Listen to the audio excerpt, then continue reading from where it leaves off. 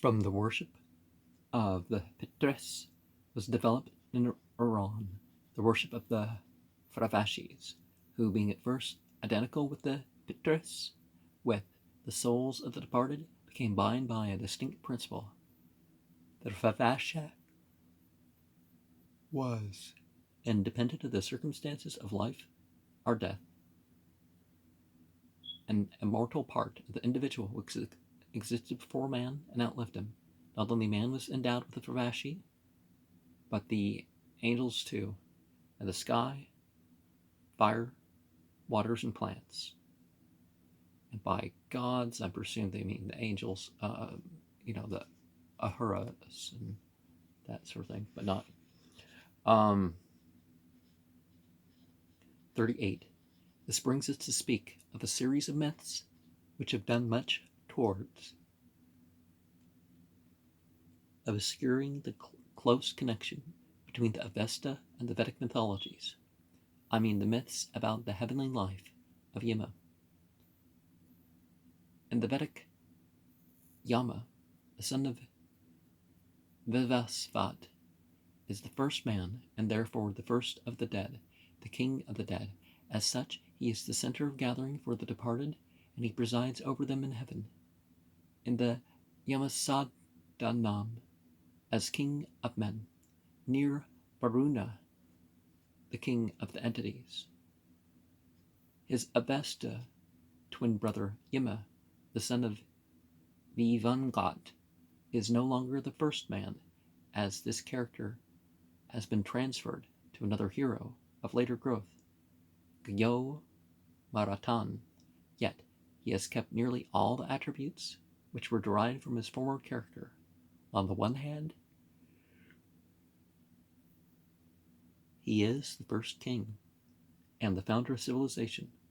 On the other hand, the best mortals gather around him in a marvelous palace, a Iryanam Va'ego, which appears to be identical with the Yamasadanam from Yama, meeting there with Ahura and the entities. Okay, yeah, see, so it says the gods, so referring to the light beings, the unfallen angels, that sort of thing, and making his people live there a blessed life.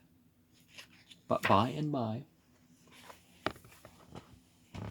as it was forgotten that Yama was the first man and the first of the dead, it was also forgotten that his people were nothing else than dead, going to their common ancestor above, and to the King of Heaven. The people in the Vara were no longer recognized as the human race, but became a race of supernatural character, different from those who continued going, day by day, from earth to heaven, to join Ahura Mazda. 39. But the life of the world limited. The struggle is not to last forever, and Ahriman will be defeated at last. The world was imagined as lasting a long year, 12 millenniums. There had been an old myth connected with that notion, which made the world end in a frightful winter, to be succeeded by an eternal spring, when the blessed would come down from the Vara of Yama to repeople the earth. But as storm was ordinary and a more dramatic form of the strife, there was another version according to which the world ended in a storm, and this version became the definite one. The serpent, Azadahaka, let loose, takes hold of the world again, as the temporary disappearance of the light was often mythically described, either as the sleeping of an entity or as its absence or death. Its reappearance was indicative of the awakening of the hero, or his return, or the arrival of a son born to him. Hence came the tales about Kirasaspa awakening from his sleep to kill the snake finally. And very interesting, in the Goetia, you have Oropos listed as the entity at that time of year. The tales about Pechotanu, Agra Eratha, Kumbya, and others living in remote countries till the day of the last fight is come. And lastly, the tales about Sa Oshyant, the son who is to be born to Zarathustra at the end of time, and to bring eternal light and life to mankind, as his father brought them the law and the truth. This brings us to the question whether any historical reality underlies the legend of Zarathustra or Zoroaster. 40. Mazdaism has often been called Zoroaster's religion. In the same sense, Islam is called Muhammad's religion, that is, being the work of a man named Zoroaster, a view which was favored not only by the Parsi and Greek accounts, but by the strong unity and symmetry of the whole system. In what they call Zoroastrianism, not quite, because it's apparent certain things had been done to it, but perhaps the original system, much in the same way we see with what's attributed to Muhammad. You don't see the contradictions in the Quran. You don't see, Moreover, as the moral and abstract spirit which pervades Mazdaism is different from the Vedic spirit, and as the word Deva, which means, no, it doesn't mean a god in Sanskrit. It means a shining one. Basically, an angel. Means a demon in the Avesta. It was thought that Zoroaster's work had been a work of reaction against Indian polytheism, in fact, a religious schism. When he lived, no one knows, and everyone agrees that all the Parsis and the Greeks tell of him is mere legend. I don't know about mere legend, but through which no solid historical facts can be arrived at. The question is whether Zoroaster was a man converted into a god, or God converted into a man. No one who reads with a mind free from the yoke of classical recollections. I do not say the Book of Zoroaster, which may be charged with being a modern romance of recent invention, but the Avesta itself, of any doubt that Zoroaster is no less than an essential part of the Mazdaean mythology, and that the son expected to be born to him at the end of time to destroy Ahriman.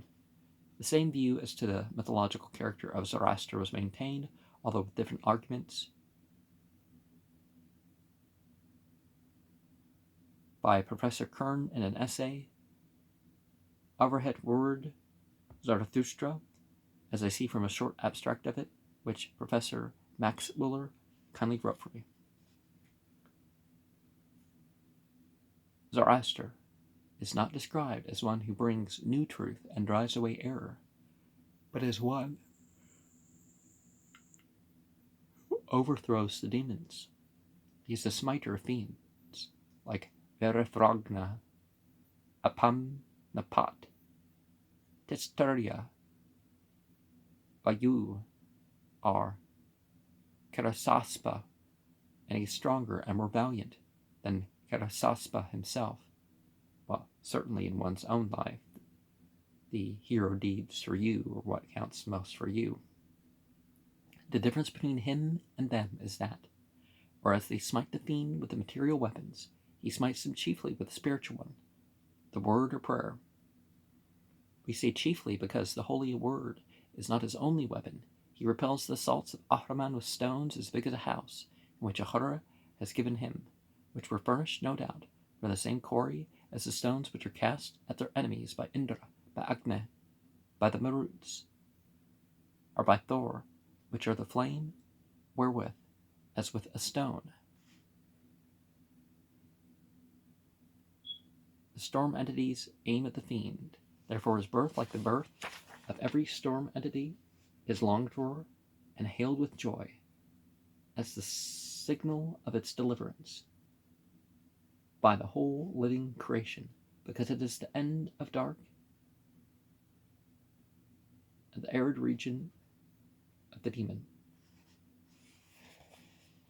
A singular trait of his birth, according to Pliny, who is on this point in perfect accordance with the latter Parsi tradition, is that alone of mortals he laughed while being born.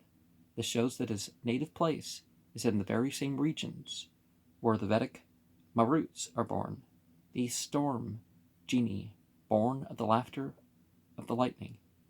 Laugh as I pass in thunder, says the cloud in Shelley. The Persian Khanda-e-Barq, the laughter of the lightning. In his birth, in his growth, did the floods and trees rejoice in his birth. In his growth, the floods and trees did rejoice, did grow up in his birth. In his birth, the floods and trees exclaimed with joy. Ahura himself longs for him, and fears lest the hero about to be born may not stand by him. He offered up a sacrifice to Artvi Sura Anahita, he, the maker, Ahuramazda. He offered up the Haoma, Myazda, the Barisma, the holy words he besought her, saying, Vouchsafe me that boon, O high, mighty, undefiled female entity, that it may bring about a son of Purushaspa, the holy Zarathustra, to think according to the law, to speak according to the law, to work according to the law. Arvisura Anahita granted that boon to him who was offering up libations, sacrificing and beseeching. And these sorts of things actually seem to be later in the tradition as far as what we have evidence for, and perhaps signs of being inserted. But you see how that kind of could have developed into the Christian sort of doctrine that God himself comes down to show us the way.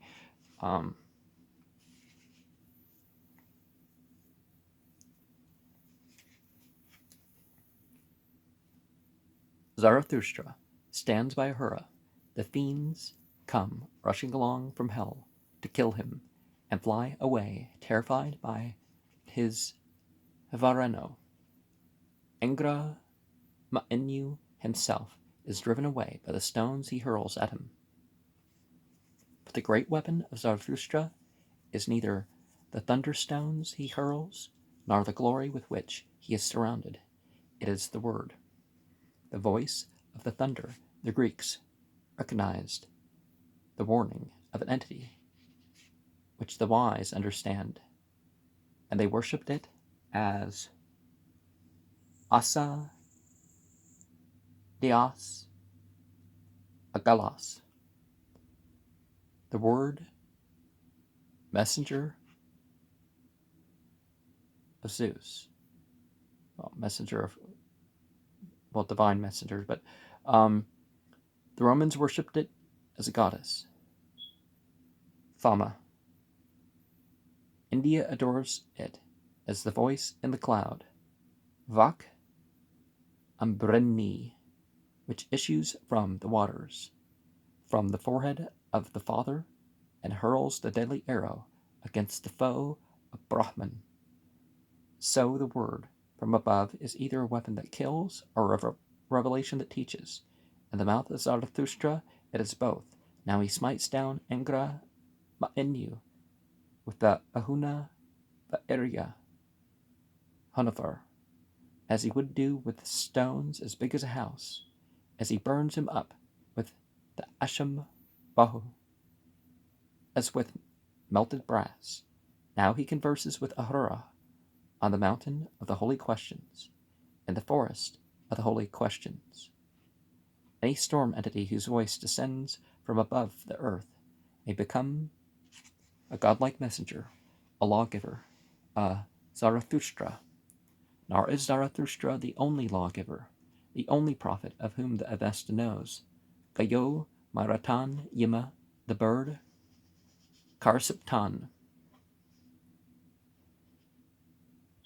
each of whom, under different names, forms, and functions, are one and the same being with Zarathustra, that is to say, the godlike champion in the struggle for light, knew the law as well as Zarathustra, but his mythology, the language, and life likes to reduce every organ to one function. Zarathustra became the tutelary lawgiver.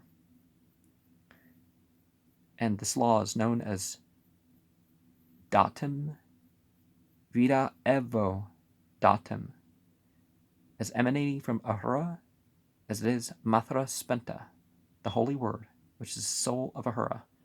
You can see in the Arabic the term Shariat the law.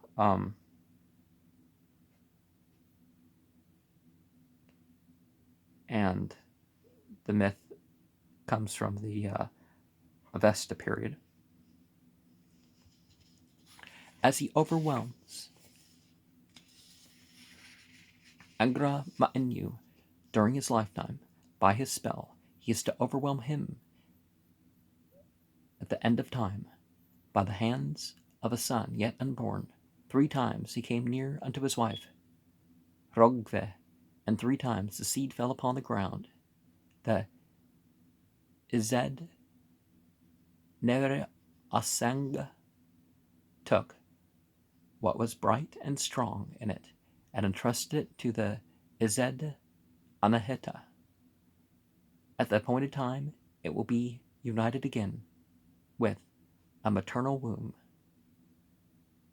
99,999 Barashis of the faithful watch over it, lest the fiends destroy it.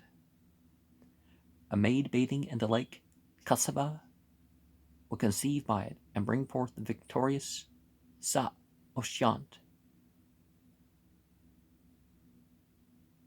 So Shaos, who will come from the region of the dawn to free the world from death and decay, from corruption and rottenness, ever living and ever thriving. When the dead shall rise and immortality commence. All the features in Zarathustra point to an entity. That the entity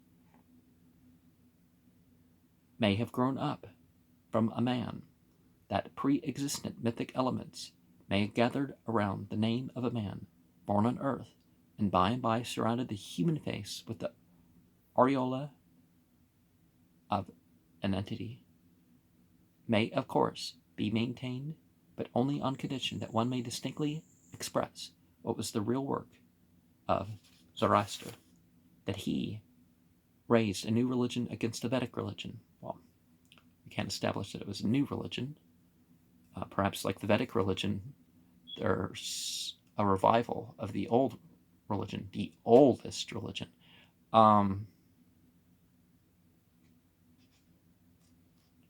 And cast down into hell. The gods of older days can no longer be maintained, since the gods, the ideas, and the worship of monotheism are shown to emanate directly from the old religion and have nothing more of a reaction against it than Zen has against Sanskrit.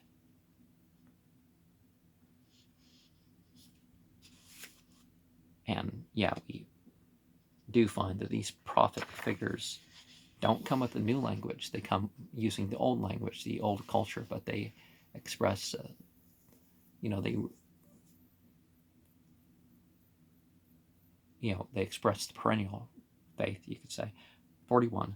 The only evidence in favor of the old hypothesis of a religious schism is reduced to the evidence of a few words, which might a priori be challenged, as the life of words is not the same as the life of the things they express. The nature of things does not change with the meaning of the syllables which were attached to them for a while, and the history of the world is not a chapter of grammar.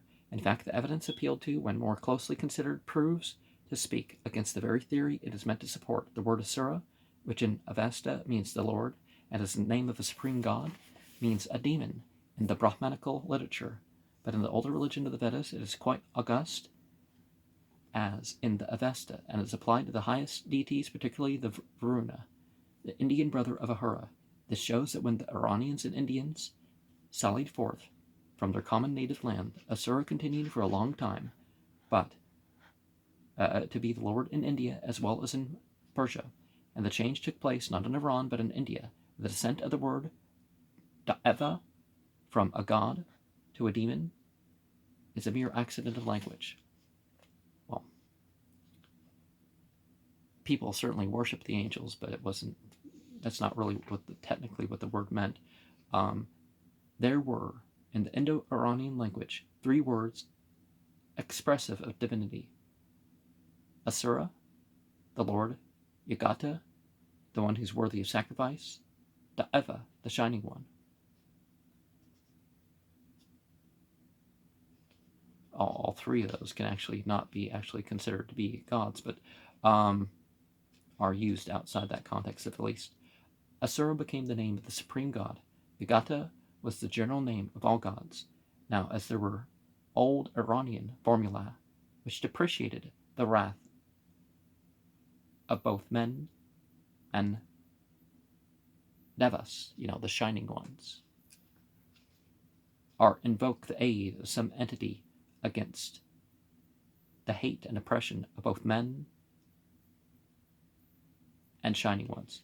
The word Da'eva, which had become obsolete because Asura and Yagata met all the wants of religious language, took by and by, from formula of this kind, a dark and fiendish meaning. What favored the change was the want of a technical word for expressing the general notion of a fiend, a want for the more felt as the dualistic idea acquired strength and distinctness. All these 4 principles are only abstract forms of Ormazd himself, at least in his first naturalistic character of the heaven god. Heaven is infinite space, and is infinite light, and by its movement it gives rise to time and fate. Time is twofold. There is limited time that measures the duration of the world, and lasts for 12,000 years, according to some of the sources, which is Zervan Darego Vadata, the sovereign time of a long period, and there is the boundless time, Zervan Akarana. Etymology was unable to preserve the evas from this degradation, as the root div, to shine, was lost in zend, and thus the primitive meaning being forgotten, the word was ready to take any new meaning which chance or necessity should give to it. Well, of course, some of the things in Vedic, in the Hindu side, that people would say about these entities, you're going to think they're demons, But only the word descended into hell, not the beings it denoted, neither Varuna, nor Mitra, nor the Adityas, nor Agni, nor Soma. In fact, none of the old Aryan deities fell or tottered. Well, Zarathustra no longer didn't consider them gods, but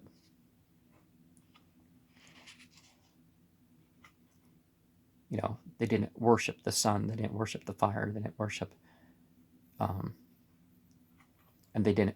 he didn't worship entities of them, but certainly entities related to these things kind of came back to the thing, right? The word Indra is the name of a fiend in the Avesta. The Vedic entity it denotes was as bright and as mighty in Iran as in India, under the name of Verithragna, and as we do not know the etymological meaning of the name, well, we can sort of talk about what in the Eddas, when you go into Europe, where, that sort of thing comes from. It may have been some epithet, as could be applied to a fiend as well as to an angel. The same can be said of Na Ungaithya. Moreover, both Indra and Na Ungaithya are, in the Avesta, mere names. Neither the Avesta nor old tradition knows anything about them, which would look very strange had they been vanquished in a religious struggle, if they should have played the foremost part at the head of the fiends. As to the third comparison established between the Iranian demon Sauru and the Indian entity Sarva, it fails utterly, as Sauru is the Vedic Saru, a symbol of death, and both are therefore beings of the same nature. 42. Therefore, so far as the Vedic religion and the Avesta religion are concerned, there is not the abyss of a schism between them. They are quite different, and must be so, since each of them lived its own life, and living is changing. But nowhere is the link broken that binds both to their common source.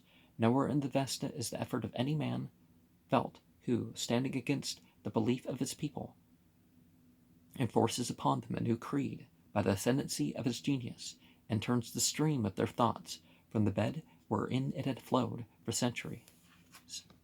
There was no religious revolution. There was only a long and slow movement which led by insensible degrees the vague and unconscious dualism of the Indo-Iranian religion onwards to the sharply defined dualism of the Magi. It does not follow hence, of course, that there was nothing left to individual genius in the formation of Mazdaism.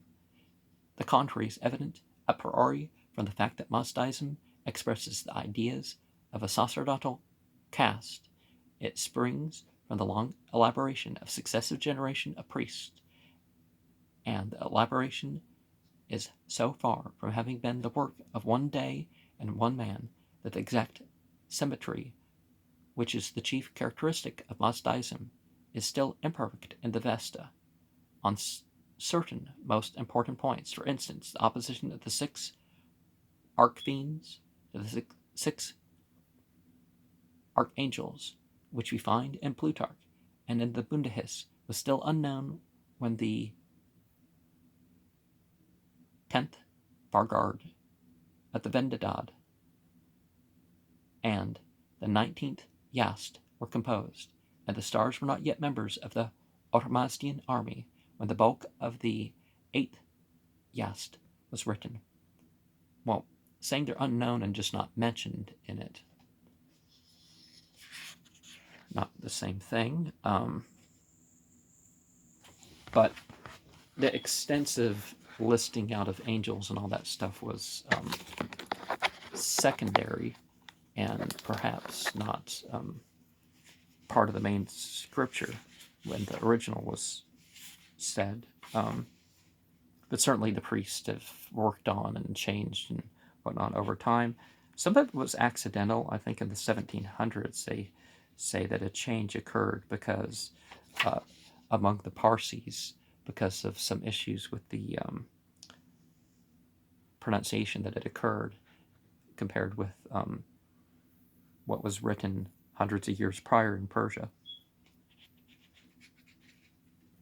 The reflective spirit that had given rise to Mazdaism, Mazda Yasnahe, Zarathustra. At least they're claiming that's what the religion is, right? But continue to produce new systems. And there is hardly any religion in which slow growth and continual change is more apparent. When the Magi had accounted for the existence of evil by the existence of 2 principles, there arose the question how there could be 2 principles, and a longing for unity was felt, which found its satisfaction in the assumption that both are derived from one and the same principle. The principle was, according to diverse sects, either space, or infinite light, or boundless time, or fate. Most of these systems had no direct trace is found in the Avesta, but yet they existed already in the time of Aristotle. When Vendidad 19 verse 9 was written, the Zervatic system seems to have been not fully developed already extant. Eudemus knows of Chronos and Topos as the first principles of the Magi. Boundless Time is already transformed into a legendary hero in Berosus. They came at last to pure monotheism, some 40 years ago, when Reverend Dr. Wilson was engaged in his controversy with the Parsees. Some of his opponents repelled the charge of dualism by denying to Ahriman any real existence and making him a symbolic personification of bad instincts in man. It was not difficult for the doctor to show that they were at variance with their sacred books, and critics in Europe occasionally wondered at the progress made by the Parsees in rationalism of the school of Voltaire and Gibbon. Well, look at what goes on with Christianity. Satan and even some of the other demons are treated as if they're gods in their own right. Yet, there was no European influence at the bottom, and long before the Parsees had heard of Europe and Christianity. Commentators explained the myth of Tahmarath, who rode for 30 years on Ahriman as a horse, interpreted the feat of the old legendary king as the curbing of evil passion and restraining the Ahriman in the heart of man. That idealistic interpretation was current as early as the 15th century and is prevalent now with most Dasturs. Just like Judaism, the rabbis minimize the existence of evil. Perhaps, not the physical beings sort of thing, but, they don't. Well, of course, there's more of that. They do sort of believe in ghouls, sort of type of entities, Dybbuk and all that. To what extent that alteration may have been influenced by Islam can hardly be decided. There are even some faint signs that it began at a time when the old religion was still flourishing. At any rate, no one can think of ascribing it to one man, or to one time, that slow change from dualism to monotheism, which is, however, really deeper and wider than the movement which, in prehistoric times, brought the Magi from an imperfect form of dualism to one more perfect, and perhaps monotheism the Christian way, which is not really monotheism. The Parsees are now strict monotheists, and whatever have been the views of the former philosophical writings, their one supreme deity is Ahura Mazda. Their views of Engra Ma'enu seem to differ in no respect from what is supposed to be the orthodox Christian view of the devil. Mendeisio in the 7th century speaks of Parseeism as a monotheistic religion. I'm saying it's monotheistic. The Parsees are now strict monotheists, and whatever may have been the views of the former philosophical writings, their one supreme deity is Ahura Mazda. Their views of Engra Ma'enu seem to differ in no respect from what is supposed to be the orthodox Christian view of the devil.